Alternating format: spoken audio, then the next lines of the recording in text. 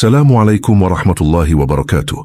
Oke, kita semua tahulah ya kalau misalnya pinjam uang atau beli sesuatu yang agak mahal, sering banget ada yang namanya jaminan atau garansi. Udah biasa banget kita dengar. Iya betul, itu mekanisme umum ya. Tapi pernah nggak sih Anda kepikiran gimana ceritanya kalau proses jaminan ini harus patuh sama prinsip-prinsip syariah? Apa bedanya sih? Apa cuma ganti nama aja? Nah, itu pertanyaan bagus. Seringkali orang mikirnya gitu, wah ini cuma beda istilah aja nih.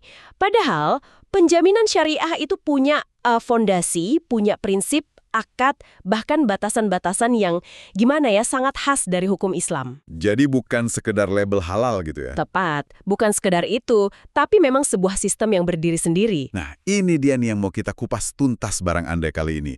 Seluk-beluk penjaminan syariah.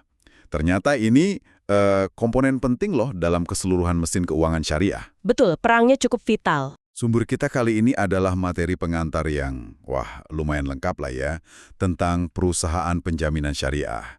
Jadi tujuan kita bareng-bareng biar Anda semua bisa lebih paham apa sih sebenarnya penjaminan syariah itu, terus siapa aja yang terlibat di dalamnya, gimana aturan mainnya, baik hukum negara maupun syariah. Dan yang paling bikin penasaran, praktiknya gimana sih? Oke, siap. Oke, mari kita langsung bedah aja ya. Kalau kita ngomongin penjaminan syariah, yang pertama-tama, siapa sih yang disebut penjamin atau kafil itu? Sama nggak kayak penjamin yang biasa kita tahu? Secara konsep dasar sih mirip ya, sebagai pihak yang memberi jaminan, tapi ada kekhususannya. Kafil atau penjamin dalam konteks syariah ini biasanya adalah lembaga ya, umumnya lembaga keuangan syariah. Jadi bukan perorangan. Oh, jadi bentuknya badan usaha gitu ya? Iya, betul. Badan usaha yang memang bisnis utamanya ya menyediakan jasa penjaminan, tapi basisnya harus syariah. Nah, tugas pokoknya itu dia mengambil alih tanggung jawab bayar ke penerima jaminan. Penerima jaminan ini siapa? Banknya biasanya iya, bank atau lembaga pembiayaan syariah. Istilah kerennya makfu'ul lahu. Jadi si kafil ini bayar ke makful lahu. Kalau pihak yang dijamin, nah ini namanya terjamin atau makful anhu. Ternyata, nggak bisa memenuhi kewajibannya. Sesuai perjanjian pembiayaan tentunya. Oh, jadi semacam safety net gitu ya? Biar lembaga pembiayaan atau bank syariahnya lebih tenang gitu ya, nyalurin dana. Tepat sekali. Fungsinya memang sebagai jaring pengaman. Mitigasi resiko lah istilahnya buat si pemberi pembiayaan. Tapi kalau fungsinya mirip, terus bedanya apa dong sama jaminan konvensional? Kan sama-sama biar aman. Nah, beda mendasarnya itu terletak di bagaimana proses jaminan itu berjalan. Mulai dari akad yang dipakai, prinsip yang mendasarinya, sampai batasan-batasannya. Inti fungsi penjaminan memang bayar kewajiban si terjamin kalau dia wan prestasi. Tapi semua proses dari A sampai Z itu wajib hukumnya ikut koridor syariah. Pasti ada aturannya dong ya, nggak bisa asal jamin aja. Sumber kita ini nyebut ada landasan hukumnya kan? Dari negara ada, dari sisi syariah juga ada. Betul sekali, nggak bisa sembarangan. Di Indonesia, jelas ya, prakteknya itu tunduk sama peraturan Otoritas Jasa Keuangan, OJK. Ada Undang-Undang Penjaminan, ada POJK, ada SEOJK, lengkap. Oke, itu dari sisi regulasi negaranya. Nah, tapi yang jadi heruhnya, yang jadi pembeda utamanya, itu adalah kepatuhan sama Fatwa Dewan Syariah Nasional Majelis Ulama Indonesia, DSN MUI. Fatwa inilah yang jadi pagar, jadi panduan, biar prakteknya itu lurus sesuai prinsip syariah. Oh gitu. Fatwa yang mana aja nih yang relevan banget buat penjaminan syariah ini? Ada dua yang paling utama disebut di sumber kita ini. Yang pertama, itu Fatwa DSN MUI nomor 74 tahun 2009. Ini spesifik banget judulnya tentang penjaminan syariah. Jadi detailnya diatur di sini. Oke, nomor 74 ya. Satunya lagi. Satunya lagi, ini yang jadi akar-akatnya, yaitu Fatwa DSN MUI nomor 11 tahun 2000. Ini tentang kafalah. Kafalah itu sendiri kan konsep penanggungan atau jaminan dalam fiqh muamalah, hukum transaksi Islam, yang udah lama ada. Jadi kelihatan kan, praktek modern ini punya akar syariah yang kuat. Menarik. Jadi kafalah itu konsep dasarnya, terus diatur lebih spesifik lagi di Fatwa 74 itu ya? Ya. Oke. Nah, kalau kita lihat dari sisi bisnisnya nih, perusahaan penjaminan syariah ini, apa aja sih produk atau layanan utama yang mereka tawarkan ke pasar? Ya, fokus bisnis utamanya tentu aja penjaminan syariah itu sendiri. Mereka menjamin berbagai jenis pembiayaan atau transaksi yang sesuai syariah. Mulai dari pembiayaan modal kerja, investasi, sampai pembiayaan konsumtif syariah.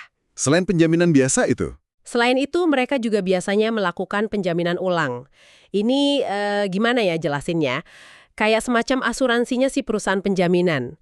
Jadi risiko yang mereka tanggung itu sebagian disebar lagi ke perusahaan lain yang lebih besar atau khusus di penjaminan ulang. Tentunya skemanya juga harus syariah dong. Oh, jadi ada lapisannya lagi ya? Menarik. Tadi disebut-sebut terus soal akad kafalah. Bisa dijelasin sedikit lebih dalam nggak? Akad persisnya yang dipakai itu apa namanya? Nah, ini penting nih.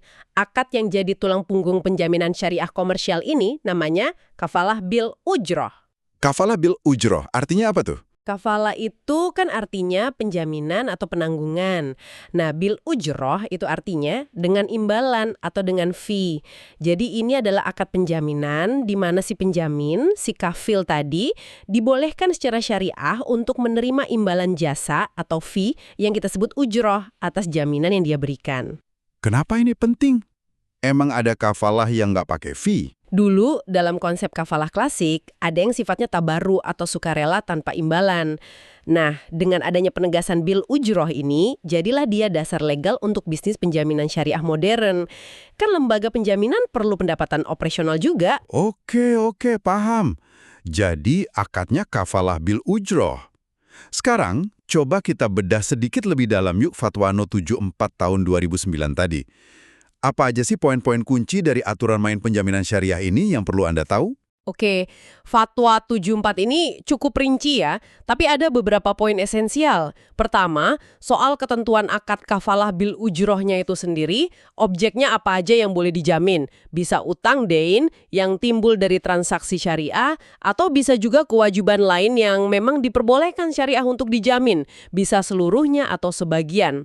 Terus, standar akad ya, harus ada ijab qabul yang jelas, pernyataan serah terima tanggung jawab jaminan antar pihak, biasanya dalam bentuk tertulis. Nah, soal fee atau ujroh tadi, besarannya harus jelas, harus fix disepakati di awal akad. Gak boleh ada unsur ketidakpastian atau goror di sini. Dan sifat akadnya ini mengikat, istilahnya lazim. Jadi nggak bisa seenaknya dibatalkan sepihak gitu aja. Sip. Itu ketentuan dasar akadnya ya. Tapi, nah ini yang sering jadi perhatian kan, batasan-batasannya. Apa aja rambu-rambu penting yang dipasang sama fatwa ini biar praktiknya tetap lurus di jalan syariah? Ini kan yang bikin beda sama konvensional. Ini pagar-pagarnya. Ada beberapa prinsip utama yang harus dipegang kuat. Apa aja tuh? Pertama, dan ini paling fundamental, kepatuhan syariah murni. Jelas banget, penjaminan syariah itu haram hukumnya, dipakai untuk menjamin transaksi atau objek yang dasarnya aja udah haram atau bertentangan sama syariah. Contohnya? Ya contohnya, menjamin pembiayaan untuk bisnis miras, judi, atau transaksi yang jelas-jelas ada ribanya, ada gorarnya, atau maisir spekulasi. Pokoknya sumber dan tujuannya harus halal. Oke, itu yang pertama. Harus jamin yang halal aja. Terus? Kedua, soal kemampuan bayar si terjamin.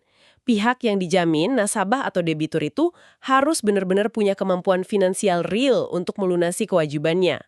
Penjaminan ini bukan buat nutupin orang yang emang udah jelas nggak sanggup bayar dari awal, atau buat spekulasi. Jadi, analisis kelayakan kreditnya tetap harus jalan dan benar. Jadi bukan cek kosong gitu ya? Bukan, harus ada underlying capacity-nya. Ketiga, tidak boleh ada fasilitas haram dalam prosesnya. Nggak boleh ada embel-embel atau fitur tambahan yang ternyata melanggar syariah. Oke, ada lagi? Ada. Keempat, sumber dana klaimnya harus jelas. Ini terutama kalau penjaminnya itu perusahaan asuransi syariah. Fatwa menegaskan pembayaran klaim penjaminan itu nggak boleh diambil dari dana tabaru. Kenapa nggak boleh? Bukan untuk bayar klaim penjaminan yang sifatnya komersial. Sumber dananya harus terpisah, biasanya dari dana perusahaan atau dana investasi peserta. Wah, ini detail penting ya soal sumber dana. Lanjut. Kelima, hak tagih penjamin. Istilahnya recourse. Jadi kalau si penjamin, kafil, terpaksa nih bayar klaim ke bank, makful lahu, karena nasabahnya, makful anhu, gagal bayar, si penjamin ini punya hak loh untuk nagih kembali uang yang udah dia bayarkan itu ke si nasabah tadi. Oh, jadi nggak hangus gitu aja ya uang penjamin? Nggak hangus, dia berhak nagih. Tapi di sisi lain, si penjamin juga boleh memilih untuk membebaskan tagihan itu, misalnya karena pertimbangan tertentu. Itu dibolehkan. Oke. Keenam? Keenam, larangan jual beli utang. Hak tagih yang muncul di poin kelima tadi, itu tidak boleh diperjualbelikan oleh si penjamin ke pihak lain. Ini untuk menutup pintu praktek buy al dain atau jual beli utang yang memang dilarang dalam Islam. Jadi piutangnya nggak bisa dialihkan gitu ya? Betul. Ketujuh, nah ini unik dan sering jadi ciri khas. Batasan khusus untuk pembiayaan bagi hasil. Kalau objek yang dijamin itu adalah pembiayaan yang basisnya bagi hasil, kayak mudharabah atau musyarakah. Ya, yang untung rugi ditanggung bersama itu kan? Nah, betul. Untuk jenis pembiayaan ini, penjaminan hanya boleh mencakup nilai pokok modalnya saja. Istilahnya ra'sul mal. Penjamin itu nggak boleh ikut menjamin potensi keuntungan atau bagi hasil yang diharapkan. Kenapa gitu? Gantung hasil usaha real. Menjamin sesuatu yang belum pasti itu masuk kategori garar. Jadi yang dijamin hanya modal awalnya saja. Ini beda banget kan sama konvensional yang bisa menjamin pokok plus bunga yang sudah ditetapnya di awal. Wah, ini perbedaan filosofis banget ya soal risiko dan ekspektasi hasil. Poin terakhir ada? Kedelapan, soal siapa pelaksananya. Fatwa menyebutkan penjaminan syariah ini boleh dilakukan oleh bank syariah, asuransi syariah, lembaga penjaminan syariah yang khusus berdiri sendiri, atau lembaga keuangan syariah LKS lain yang memang memenuhi syarat dan dapat izin. Oke, lengkap banget ya aturan mainnya di Fatwa 74. Terutama soal batasan dibagi hasil itu tadi. Benar-benar menunjukkan bedanya ya. Nah, tadi kan juga disebut kalau Fatwa nomor 11 tahun 2000 tentang kafalah itu jadi dasarnya. Poin penting dari fatwa kafalah ini apa aja sih secara umum? Fatwa kafalah yang lebih tua ini sebenarnya meletakkan prinsip-prinsip dasar akad penanggungan dalam Islam yang kemudian diadopsi dan disesuaikan jadi kafalah bil ujroh untuk kebutuhan komersial tadi. Poin umumnya sih standar ya, harus ada ijab kabul yang jelas menunjukkan kerelaan para pihak. Nah, fatwa ini juga yang menegaskan bolehnya si penjamin, kafil, menerima imbalan atau ujroh selama imbalan itu wajar dan nggak memberatkan. Ini yang jadi pintu masuk kafalah bil ujroh. Terus kalau sudah ada imbalan, ujrah, maka akad kafalahnya jadi mengikat kuat, nggak bisa dibatalkan sepihak. Kalau syarat buat orang-orang yang terlibat gimana? Si penjamin, yang dijamin, sama yang menerima jaminan. Ada syarat khusus nggak? Ada dong. Fatwa kafalah juga mengatur syarat subjek hukumnya, para pihaknya. Buat penjamin, kafil, syaratnya standar. Harus cakap hukum, artinya balig, berakal sehat. Terus dia harus punya kuasa penuh atas hartanya sendiri. Nggak sedang di bawah pengampuan misalnya. Dan yang penting, dia melakukannya secara sukarela, ridho, nggak dipaksa. Buat pihak yang dijamin, asyil maf'ul anhu, si nasabah tadi, dia harus orang yang memang sanggup menyerahkan tanggungannya kepada penjamin kalau sewaktu-waktu diminta. Dan identitasnya harus dikenal oleh si penjamin. Buat pihak penerima jaminan, makful lahu, si bank tadi, identitasnya juga harus jelas. Dia harus bisa hadir saat akad atau diwakilkan secara sah. Dan ya, harus berakal sehat juga. Oke, syarat orangnya jelas. Terus, objek yang dijaminnya sendiri istilahnya tadi makful bihi ya? Ada syaratnya juga? Ada. Objek jaminannya makful bihi ini juga nggak bisa sembarangan. Syaratnya antara lain harus berupa tanggungan real yang memang jadi kewajiban si pihak yang berutang, asyil, bisa berupa uang, penyerahan benda, atau penyelesaian suatu pekerjaan. Harus sesuatu yang bisa dilaksanakan oleh si penjamin kalau memang diperlukan. Jadi harus realistis jaminannya. Harus merupakan kewajiban yang sifatnya sudah mengikat lazim bagi si berutang, bukan sesuatu yang masih bisa dibatalkan. Harus jelas nilai, jumlah, dan spesifikasinya. Ini penting banget untuk menghindari garar atau ketidakjelasan, dan kembali lagi ke prinsip dasar, tidak boleh bertentangan dengan syariah. Jadi nggak bisa jamin utang hasil judi misalnya. Oke deh. Jadi kita udah dapat gambaran yang lumayan utuh nih soal aturan main syariahnya.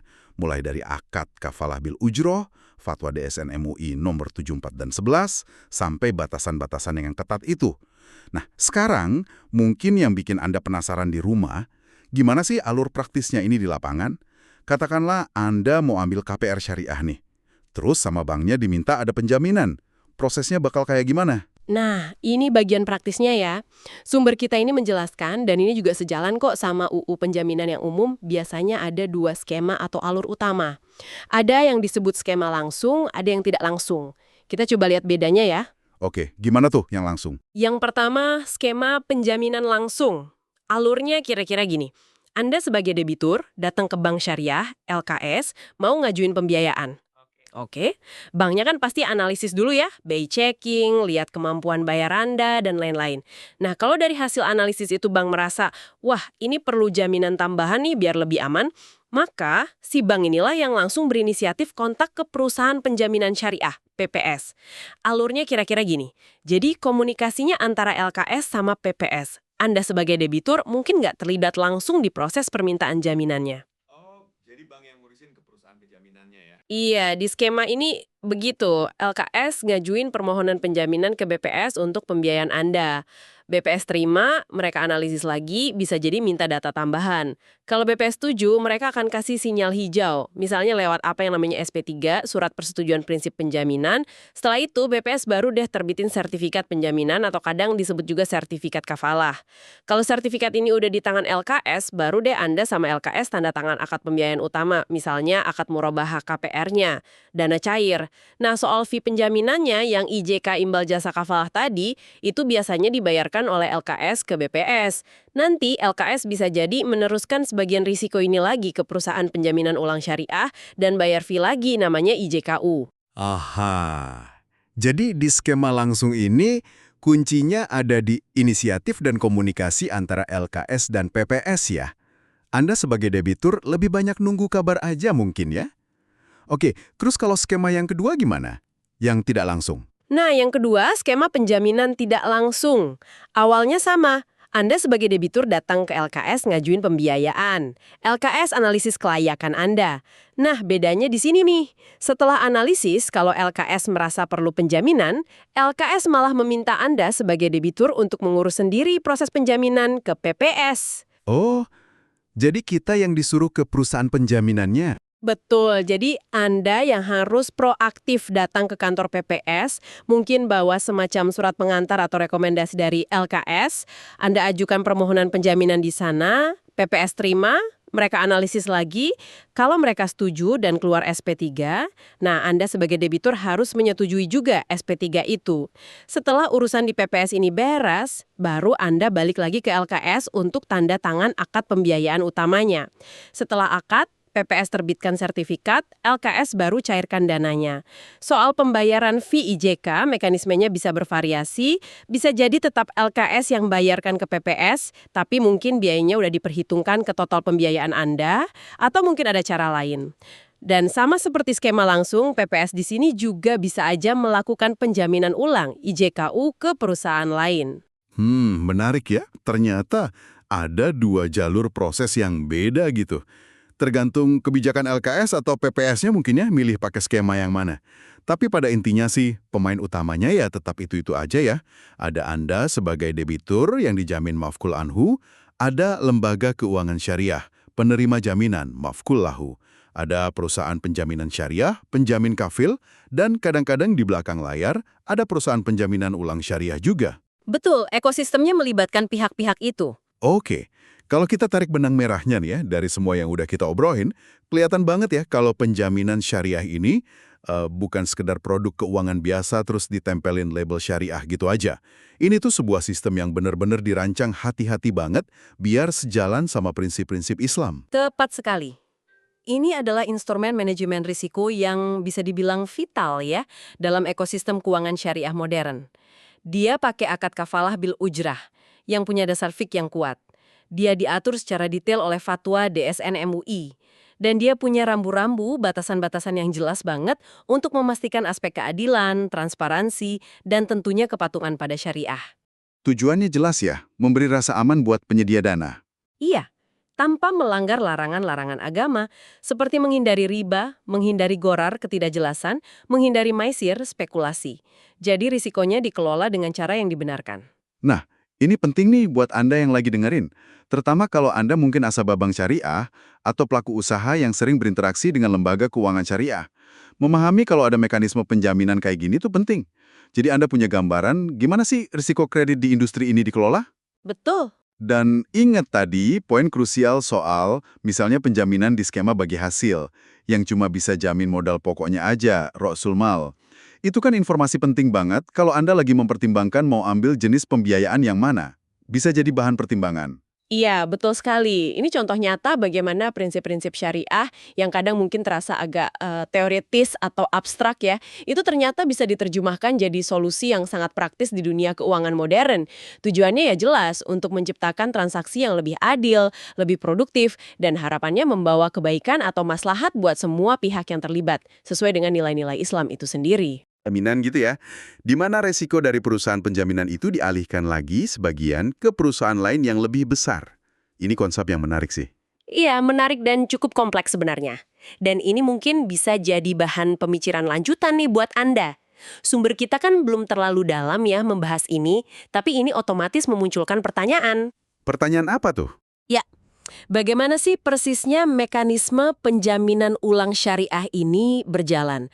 Akad apa yang dipakai antara perusahaan penjaminan dengan perusahaan penjaminan ulang syariah? Apakah sama kafalah bil ujrah juga? Atau ada akad lain?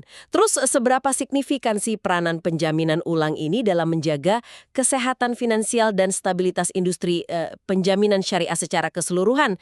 Dan gimana dampaknya ke sistem keuangan syariah kita di Indonesia secara makro? Wah, iya juga ya. Itu pertanyaan-pertanyaan lanjutan yang menarik banget buat digali lebih dalam. Betul. Mungkin sesuatu yang bisa kita eksplorasi bersama di kesempatan lain. Oke deh, rasanya cukup lengkap ya pembahasan kita soal penjaminan syariah kali ini. Terima kasih banyak sudah menyimak perbincangan kami. Semoga apa yang kita diskusikan ini bisa nambah khazanah pengetahuan Anda dan ya semoga bermanfaat lah ya dalam interaksi Anda dengan dunia keuangan syariah. Semoga bermanfaat. Sampai jumpa lagi di pembahasan mendalam berikutnya.